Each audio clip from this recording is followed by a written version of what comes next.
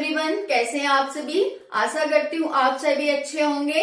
नव वर्ष की आप सभी को हार्दिक शुभकामनाएं।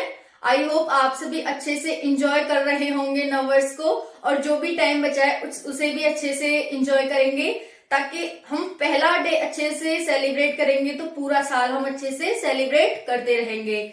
और इस साल हमें सरकारी नौकरी पानी है, जिसके लिए हम इतनी मेहनत कर रहे हैं उसको इस साल अवश्य ही पाएंगे। ठीक है, तो आज फर्स्ट डे है 2023 का। अपने जो भी आपके लक्ष्य हैं उनको डिफाइन करें और मन में सोचें कि इनके लिए हमें अपने सपने के लिए, अपने लक्ष्य के लिए जी जान लगा देनी है और इस साल लेकर रहना है एक सरकारी नौकरी को। तो स्टार्ट करते हैं। एक बार फिर से आप सभी को नव वर्ष की हार्दिक शुभकामनाएं। इस क्लास में हम वर्णमाला का रिवीजन करने वाले हैं। वही जो हमारा उद्देश्य, जो हमारे सपने हैं, उनके लिए ये क्लास होने वाली है। एसएससी जीडी 9-10 से आप सभी को पता है एग्जाम है एसएससी जीडी के, तो उसी के लिए ये क्लास है वर्णमाला का रिवीजन। अभी तक जो भी हमने पढ़ा है उस सब का हम रिवीजन करने वाले हैं। इसमें यहाँ से आपको एक एक क्वेश्चन बहुत ही एक जो हमारा मार्क्स होता है वो बहुत ही कीमती होता है साथियों। इस क्लास से एसएससी जीडी एग्जाम में आपको बहुत सारे क्वेश्चन देखने को मिलेंगे। इस क्लास से एसएससी जीडी के एग्जाम में आपको बहुत सारे क्वेश्चन देखने को मिलेंगे साथियों। 40 क्वेश्चन आने वाले हैं हिंदी से। और सोचो मैंने ये हिंदी किस तरह से डिजाइन की है। यहाँ पर वर्णमाला बताई है, कौन मौखिक आधार पर, कौन लिखित आधार पर, स्वर के भेद, व्यंजन के भेद, ऊष्म संघर्षी, यहाँ पर अंतस्थ व्यंजन, वर्ष व्यंजन, द्विगुण व्यंजन क्या होते हैं, सब कुछ बताया है। तो मोस्ट इंपॉर्टेंट और फ्रूटफुली आपके लिए क्लास होने वाली है, इसीलिए आपको पूरी क्लास को जरूर देखना। तो ये आधे घंटे से भी कम की क्लास होने वाली है, तो आप सभी को अच्छे से इस क्लास को देखना है। देखो, वर्णमाला का रिवीजन करने वाले हैं। वर्णमाला, उससे पहले हम देखेंगे कि भाषा क्या है। ठीक है, इसमें देखेंगे भाषा शब्द बना कैसे है। भाष ये संस्कृत के एक भाष शब्द से बना है। ठीक है, फिर भाष शब्द का अर्थ क्या होता है, भाषा की सार्थक इकाई क्या है, वर्ण क्या होता है, अक्षर क्या होता है, शब्द, पद, पदबंध ये होते क्या हैं। फिर हम देखेंगे वर्णमाला क्या है, कितने वर्णों से मिलकर के हमारी वर्णमाला बनी है, कितने स्वर होते हैं, कितने व्यंजन होते हैं, स्वर के भेद कितने होते हैं, व्यंजन के भेद कितने होते हैं। तो ये सब हम क्लास में देखने वाले हैं, एक शॉर्ट रिवीजन करने वाले हैं। तो आप सभी का वेलकम है। क्लास स्टार्ट करते हैं। भाषा संस्कृत के भाष शब्द से बनी है। जो हमारी भाषा है, जैसे हिंदी भाषा, बांग्ला भाषा, उड़िया भाषा, पंजाबी भाषा, ये सारी भाषाएं ये कैसे बनी है। तो जो भाषा शब्द है वो संस्कृत के भाष शब्द से बना है। भाष शब्द ऐसे लिखा जाएगा, भाबट्टी, आकर बड़े आकर डंडा और पेट चीरा सा और नीचे हलंत। तो भाषा संस्कृत के भाष शब्द से बनी है। अब एग्जामिनर आपसे क्वेश्चन कैसे पुट करेगा, यहां से देखो, कहेगा भाषा जो भाषा शब्द है वो निम्नलिखित में से किस से बना हुआ है, किस शब्द से बना हुआ है, ऐसे देगा। तो आपको ऑप्शन ए देखा कि ये भाषा शब्द से बना है, इस तरह से देगा। बी लिखेगा कि ये इस तरह से बना हुआ है, इससे बना है। सी देगा कि ये भाव से बना है। डी देगा कि ये भाष शब्द से बना है। भावट्टी होगी, बढ़िया का डंडा होगा, पेट चीरा सा होगा, नीचे हलंत लगा होगा। तो आप किस पर टिक करेंगे, इस पर, डी वाले पर टिक करेंगे आप, है ना। तो इस तरह से एग्जामिनर आपको लगेगा सारा ही तो एक जैसे हमें ऑप्शन लग रहे हैं, लेकिन कुछ ना कुछ तो डिफरेंस है ना। तो इसी के लिए तो आपके लिए क्लास है ना। तो आपको इसीलिए इस क्लास को अच्छे से सुनना है, देखना है कि जो हमारा ये डी ऑप्शन होगा ये राइट हो जाएगा, बाकी सभी रॉन्ग हो जाएंगे। जो हमारा भाषा शब्द है वो किससे बना है, तो भाष शब्द से बना है, जिसमें पेट चीरा सा आता है और नीचे हलंत लगता है। तो भाषा संस्कृत के भाष शब्द से बना है। अब वैसे ही पूछ लेगा कि जो भाषा है वो जो भाषा है हमारा वो उर्दू के भाष शब्द से बना है, वो तत्सम के भाष शब्द से बना है, वो तद्भव के भाष शब्द से बना है, लेकिन ये हमारा किसका है, संस्कृत का है। तो आपको ध्यान रखना है कि जो भाष शब्द है वो हमारा संस्कृत का शब्द है और कोई भी उसमें ऐड नहीं है, कोई किसी और का शब्द नहीं है वो। तो भाषा संस्कृत के भाष शब्द से बनी है। भाष का अर्थ होता है बोलना। भाष का अर्थ क्या है? बोलना। अब यहीं से एग्जामिनर पूछ सकता है कि भाष का अर्थ लिखना होता है, भाष का अर्थ कोई भाषा होती है, भाष का अर्थ उच्चारण होता है, भाष का अर्थ एक भाव होता है, ऐसे बोलेगा। तो भाष का अर्थ क्या है? बोलना होता है। कोई भी हम एक दूसरे को समझाते हैं बोलकर, तो उसी को बोलना कहते हैं। तो भाष का अर्थ क्या हो जाएगा? बोलना। भाषा की सार्थक इकाई वाक्य है। भाषा की सार्थक इकाई क्या है? वाक्य। अब एग्जामिनर आपसे पूछे कि भाषा की सार्थक इकाई तो पद है, भाषा की सार्थक इकाई पदबंध है, भाषा की सार्थक इकाई शब्द है, भाषा की सार्थक इकाई वाक्य है। 4 ऑप्शन इस तरह से दे देगा, तो आपको किस पर टिक करना है? भाषा की सार्थक इकाई वाक्य है, वाक्य पे टिक करना है। यहाँ पर आपको ये ध्यान रखना है, मोस्ट इंपॉर्टेंट है साथियों, ठीक है, इसीलिए मैंने यहाँ लिखा है, नहीं मैं आपको बोल कर भी बता देती। इसकी पीडीएफ मिलेगी तो आप रिवीजन करोगे तो आपके लिए अच्छा रहेगा। देखो, अब हम इतना हमारा भाषा के बारे में क्लियर हो गया कि भाषा संस्कृत के भाष शब्द से बनी है, भाष का अर्थ बोलना होता है, और भाषा की सार्थक इकाई क्या है। देखो, इतना आप सभी को क्लियर हो गया होगा। अब हम देखते हैं वाक्य से छोटी इकाई उपवाक्य है। वाक्य से अब हम वाक्य तक पहुंच गए थे। वाक्य से छोटी इकाई क्या है? उपवाक्य है। यानी कि वाक्य बड़ा है, उससे छोटा उपवाक्य हो जाएगा। उपवाक्य से छोटी इकाई पदबंध है। उपवाक्य से छोटी इकाई है तो इसके नीचे आएगी, जैसे हमने वाक्य के नीचे उपवाक्य लिखा था, वैसे ही उपवाक्य से छोटी इकाई पदबंध है, तो हमने पी लिख लिया पदबंध को। फिर पदबंध से छोटी इकाई पद है, जिसको हम शब्द भी कहते हैं। तो पदबंध से छोटी इकाई पद यानी शब्द है, तो हम शब्द लिख लेते हैं, शब्द का एस। पद और शब्द एक ही है, ध्यान रखना आप, ठीक है। तो पदबंध से छोटी इकाई पद यानी जिसे हम शब्द कहते हैं, वह तो छोटा है, तो हमने नीचे लिख लिया ऐसे। शब्द से छोटी इकाई अक्षर है, शब्द से छोटा है तो हमने ये इसे नीचे लिख लिया। फिर अक्षर से छोटी इकाई ध्वनि या वर्ण है। अक्षर से छोटी इकाई ध्वनि या वर्ण है, ध्वनि कह लो या वर्ण कह लो, हम वर्ड लिख लेते हैं। जैसे हमने पद का शब्द लिखा था, वैसे ही ध्वनि का हम वर्ड लिख लेते हैं। कुछ भी कह लेना आप, उससे कोई फर्क नहीं पड़ने वाला। पर आपको ध्यान रखना है कि पद को हम शब्द कहते हैं और ध्वनि को हम वर्ड कहते हैं।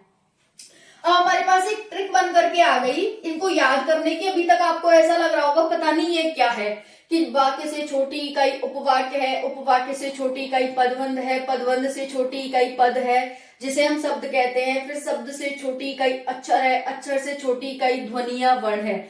बस इतना ध्यान रखना है। इसमें से हमने छांट लिया, एक ट्रिक बना ली।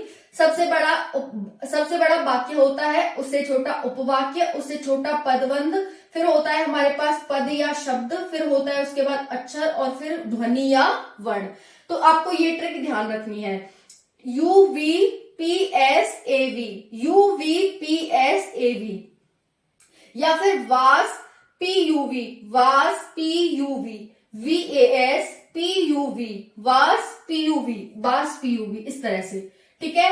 तो आप ये ट्रिक याद रख लेंगे, टेंशन मत लो, मैं आपको ये वाली ट्रिक प्रोवाइड करूंगी नोट्स में। तो यहाँ पर आप देख सकते हैं वास PUV, वास PUV, इस तरह से आप देख सकते हैं।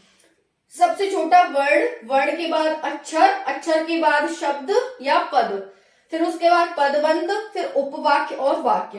तो वर्ड, अक्षर, शब्द जिसे हम पद भी कहते हैं, फिर यहाँ पर पदबंध, उपवाक्य और वाक्य। इतना आप सभी को वास PUV, वास PUV।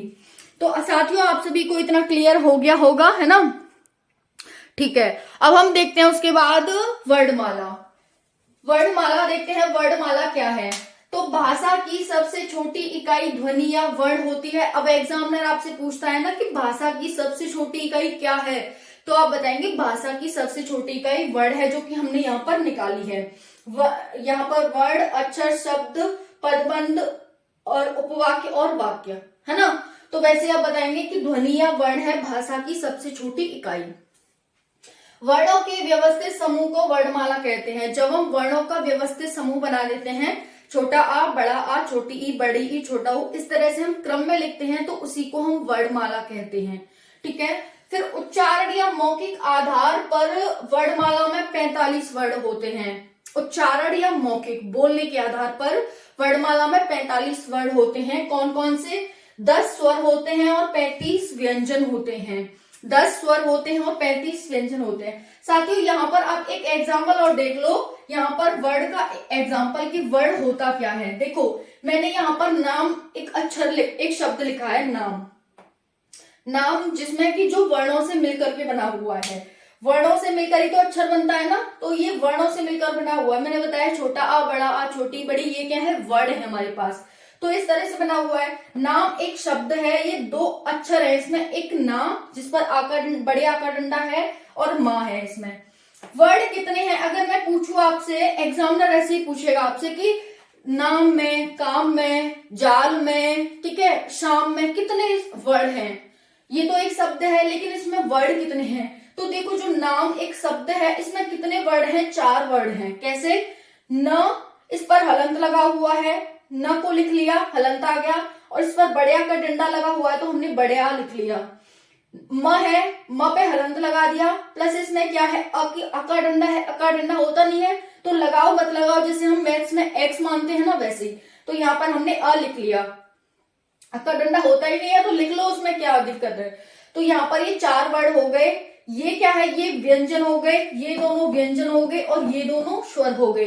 छोटा आ, बड़ा आ स्वर हो गए, और ये दोनों व्यंजन हो गए। व्यंजन मैंने कल भी बताया था, वो होते हैं व्यंजन जो स्वरों की सहायता से बनते हैं। अब जैसे हमने स्वर निकाले तो ये व्यंजन फॉर्म में आ गए, है ना। तो व्यंजन क्या होते हैं? व्यंजन स्वरों की सहायता से उनका उच्चारण होता है। जैसे हमने यहाँ पर नाम लिखा था, लेकिन जब हम उन्हें लिखित रूप में लिखते हैं तो वो अलग अलग करके इस तरह से आ जाते हैं। न आ म अ, न आ म, ऐसे बोलेंगे। लेकिन जब हम इनको ऐड कर देंगे तो फिर से नाम बन जाएगा। तो आप सभी को वैसे ही मैं आप सभी को दूं, जैसे काम। काम मैंने एक अक्षर दे दिया, तो मैं इसे कैसे लिखूंगी? क र, यहाँ पर नीचे उड़ जाएगा, फिर आ लिखूंगी, फिर म लिखूंगी, नीचे अ उड़ाऊंगी, और फिर अ लिखूंगी। इस तरह से काम लिखा जाएगा। वैसे ही कमल हो गया। कमल भी देख लेते हैं बना के। देखो, ये है कमल, एक शब्द हो गया, ठीक है। अब इसमें क र उड़ा दिया, प्लस अ का डंडा, प्लस म र उड़ा दिया, फिर अ का डंडा, फिर ल, फिर र उड़ा दिया, फिर अ का डंडा, फिर अ, इस तरह से। तो ये हमारे पास वर्ड हैं। कितने हो गए? कमल में 6 वर्ड हो गए। जैसे नाम में 4 वर्ड हैं, तो ये वर्ड होते हैं। जब उसको एक एक छोटे छोटे पार्ट्स में डिवाइड कर देते हैं, उनको हम वर्ड कहते हैं। तभी तो हमने कहा है कि भाषा की सबसे छोटी इकाई वर्ड है। तो इसकी ट्रेक आप ध्यान रखेंगे, वास पीयूवी, वास पीयूवी। तो उच्चारण या मौखिक आधार पर 45 वर्ड हैं, 10 स्वर हैं, 35 व्यंजन हैं। 10 स्वर कौन से हैं? छोटा, बड़ा, छोटी, बड़ी, छोटाऊ, बड़ाऊ, छोटी है, बड़ी है, छोटाऊ, बड़ाऊ। बस ये 10 स्वर आते हैं मौखिक आधार पर। हम री को कभी नहीं बोलते। कभी आपने मुंह से री नहीं बोला होगा, कभी आपने छोटी अंक बड़ी अंक नहीं बोली होगी। आप ऐसे कंबल, तो अंक की बिंदी ऊपर आ जाएगी, ठीक है। वैसे ही अंतःकरण, तो जो बड़ी अंक की बिंदी है वो पीछे आ जाएंगी, ऐसे तो बोला होगा। लेकिन कभी आपने किसी शब्द के साथ छोटी अंक बड़ी अंक यूज नहीं किया होगा डायरेक्टली। वो नीचे हलंत या फिर ऊपर बिंदी या फिर पीछे बिंदी करके आ जाए, ऐसे भले ही आ सकता है। तो ये कह रहा है कि उच्चारण या मौखिक आधार पर 45 वर्ड होते हैं, जिसमें से 10 स्वर होते हैं और 35 व्यंजन होते हैं। 10 स्वर हमारे पास ये हो गए, 35 व्यंजन किस तरह से होते हैं देखते हैं। ये कह रहा है कि स्पर्शी व्यंजन होते हैं। स्पर्शी व्यंजन हमने क्लास में पढ़े से क से म तक स्पर्शी व्यंजन होते हैं, जो कि 5 × 5 = 25 स्पर्शी व्यंजन होते हैं। एग्जामिनर आपसे पूछता है स्पर्शी व्यंजनों की संख्या कितनी है, तो आप बताएंगे 25 है, क से म तक। तो 25 हो जाएंगे। क ख ग घ, 5 का पेयर होता है, क ख ग घ य, ट ठ च छ ज ज ज य, फिर ट ठ ड ढ। मूर्धा मैंने बताया अभी तक, कंठ, कंठतालव्य, मूर्धा, ओष्ठ, कंठोष्ठ, इस तरह से बताया था। तो ये 25 हो जाएंगे। फिर अंतस्थ व्यंजन य र ल व 4 हो जाएंगे। ऊष्म व्यंजन भी 4 हो जाएंगे, जो कि स स सह। आप सभी को ये ध्यान रखना है कि कौन से व्यंजन ऊष्म व्यंजन है, कौन से व्यंजन अंतस्थ व्यंजन है, कौन से व्यंजन स्पर्शी व्यंजन है, ये सभी कौन से व्यंजन द्विगुण व्यंजन है। एग्जामिनर आपसे ऐसे ही पूछेगा, ठीक है। तो ऊष्म व्यंजन की संख्या 4 होती है। ये पूछ सकता है कि ऊष्म व्यंजनों की संख्या कितनी होती है, कौन से ऊष्म व्यंजन है, दो मिक्स करके ही पूछ सकता है, निम्नलिखित में से कौन से ऊष्म संघर्षी व्यंजन है, ऊष्म अंतस्थ व्यंजन है, ऊष्म महाप्राण व्यंजन है, ऐसे। तो देखो द्विगुण व्यंजनों की संख्या 2 होती है, ड और ढ, जिसमें नीचे बिंदी लगते हैं दोनों में, ड में भी और ढ में भी। तो ये इस तरह से 25 और 4 29, 29 और 4 33, 33 और 2 35। तो ये 10 और 35 इस तरह से हो गए 45। फिर हम लेखन आधार पर 52 वर्ड होते हैं हमारे पास, लिखने के आधार पर, लिखित आधार पर 13 स्वर होते हैं, 13 कौन होते हैं, स्वर होते हैं, और 39 व्यंजन होते हैं। ठीक है, तो यहाँ पर देख सकते हैं 13 स्वर हैं, जिसमें से 10 हमने वहां देख लिए, इसमें 3 और ऐड हो जाते हैं जो हमने छोड़ दिए थे, री छोड़ दी थी, छोटी अंग और बड़ी अंग। तो यहाँ पर देख सकते हैं, बाकी ये हो गए 10। फिर 35 हो गए, ये 35 यही वाले हो जाएंगे, स्पर्शी व्यंजन, अंतस्थ व्यंजन, ऊष्म व्यंजन और द्विगुण व्यंजन। 25 4 29 और 4 33 और 2 35, ये 35 हो गए। अब जो हमने छोड़ दिए थे वो इस 4 में ये में आ जाएंगे, फिर ये 39 हो जाएंगे। ये कौन से होते हैं, 4 संयुक्त व्यंजन होते हैं। संयुक्त व्यंजनों की संख्या कितनी होती है, 4। कौन से होते हैं, छ त्र ज्ञ श्र, छ त्र ज्ञ श्र, 4 संख्या हो गई। कौन कौन सी, छ त्र ज्ञ श्र। अब एग्जामिनर आपसे पूछ सकता है संख्या कितनी होती है, ऐसे पूछ सकता है। कौन सा जो संयुक्त व्यंजन है वो कैसे बना हुआ है, किससे मिलकर के बना हुआ है, तो छ है वो क और स से मिलकर के, त्र है वो त और र से, ज्ञ है वो ज और अ से, और जो छत्र ज्ञ श्र है वो श और र से मिलकर के बना हुआ है। ठीक है, तो बिल्कुल भी कंफ्यूज नहीं होना, जो पहले वाले हैं उनमें नीचे हलंत लगा हुआ है और बाकी सारे हमारे पूरे पूरे हैं। ठीक है, तो यहाँ पर आपको इस तरह से देखना है कि किस तरह से हमारे संयुक्त व्यंजन बने हुए हैं। तो यहाँ पर आपको इतना क्लियर हो गया होगा। उच्चारण या मौखिक आधार पर 45 वर्ड होते हैं, लेखन आधार पर 52 वर्ड होते हैं, 13 और 39 52 वर्ड हो जाएंगे। किस किस तरह से वो आप यहाँ पर देख सकते हैं। ये किस तरह से है, 25 4 29 4 33 और 2 35, ये हमारे ये वाले हो गए। अब हम देखते हैं स्वर के भेद। स्वर के भेद क्या है, उससे पहले हम देखेंगे जो हमने हिंदी भाषा का क्रम देखा था। हिंदी भाषा को क्रम से ट्रिक से याद करते हैं। हिंदी भाषा का जो विकास क्रम हमने एक क्लास ली थी, उसके लिए मैंने यहाँ पर आपको एक ट्रिक बनाकर दे दी है उसकी, जिसको कि आप याद कर सकते हैं। जैसे एग्जामिनर मैंने बताया था कि जो हिंदी शब्द है वो किस भाषा का शब्द है, तो मैंने बताया था ये फारसी भाषा का शब्द है। इसे बिल्कुल भी हिंदी मत कहना कि ये भारतीय भाषा है या फिर हिंदी का शब्द है, हिंदी ऐसा नहीं है। मैंने बताया था कि ये हिंदी शब्द बना कैसे था, फारस के लोगों के द्वारा इस हिंदी शब्द को बनाया गया था, तो ये एक फारस भाषा का शब्द हो जाता है हिंदी। हिंदी भाषा का विकास क्रम, पहले क्या आता है, पहले संस्कृत आती है, संस्कृत के बाद पाली, पाली के बाद प्राकृत, प्राकृत के बाद अपभ्रंश, अपभ्रंश के बाद अभट्ट, अभट्ट के बाद प्राचीन, मध्यकालीन और आधुनिक हिंदी। ये हिंदी भाषा का विकास क्रम है। सबसे पहले क्या आती है, संस्कृत। हमने भाषा जो शब्द बना है भाष धातु से बना है, और जो भाष धातु है वो संस्कृत का ही एक शब्द है। तो यहाँ पर आ जाएगा संस्कृत, ये क्या है, पाली, प्राकृत, अपभ्रंश, अभट्ट, फिर प्राचीन हिंदी, मध्यकालीन हिंदी, आधुनिक हिंदी। अब मैं पूछूं कि हमारे हिंदी भाषा का विकास है वो किस भाषा से हुआ है, यानी कि हाँ किस भाषा से हुआ है हिंदी भाषा का विकास। मैं ये नहीं पूछ रही कि किस भाषा का शब्द है, शब्द तो ये फारसी का है। मैं ये पूछ रही हूँ कि हिंदी भाषा का विकास किस भाषा से हुआ है। इनमें से कहीं आपको लिखा तो नहीं रहा है यहाँ पर कि हिंदी नहीं आया, प्राचीन हिंदी, मध्यकालीन हिंदी, आधुनिक हिंदी इस तरह से आया है। लेकिन जो भाषा ये आई कैसे आई, तो आप सभी बताएंगे कि ये अपभ्रंश से आई है। एग्जामिनर आपसे ऐसे ही पूछेगा कि हिंदी भाषा किससे इसका निर्माण हुआ है, तो आप बताएंगे अपभ्रंश से। अपभ्रंश क्या है, अभट्ट क्या है, मैं पिछली क्लास में आप सभी को बता चुकी हूँ, तो पहले वो वाली क्लास जाकर के देखना आप, ठीक है, क्योंकि फिर लंबी क्लास हो जाती है तो फिर वो इंटरेस्ट नहीं रहता। इस वजह से मैं यहाँ पर हर चीज आपको डेली रिपीट नहीं कर सकती ना, तो आप सभी को वो क्लास जा करके देखनी है। तो हिंदी भाषा का विकास क्रम यहाँ पर संस्कृत, पाली, प्राकृत, अपभ्रंश, अभट्ट, प्राचीन हिंदी, मध्यकालीन हिंदी और आधुनिक हिंदी। अब मैंने बताया था पाली में किसके उपदेश हैं, तो बौद्ध धर्म के उपदेश हैं, जो भगवान बुद्ध थे उनके उपदेश हैं। और प्राकृत में किसके हैं, महावीर स्वामी के उपदेश हैं। ये भी आपसे पूछा जा सकता है कि भगवान बुद्ध के उपदेश किस भाषा में हैं, महावीर स्वामी के उपदेश किस भाषा में, तो आपको पिछली क्लास देखनी होगी इसके लिए। फिर हम देखते हैं स्वर के भेद 8 हम पढ़ चुके हैं। स्वर के भेद 8 हैं।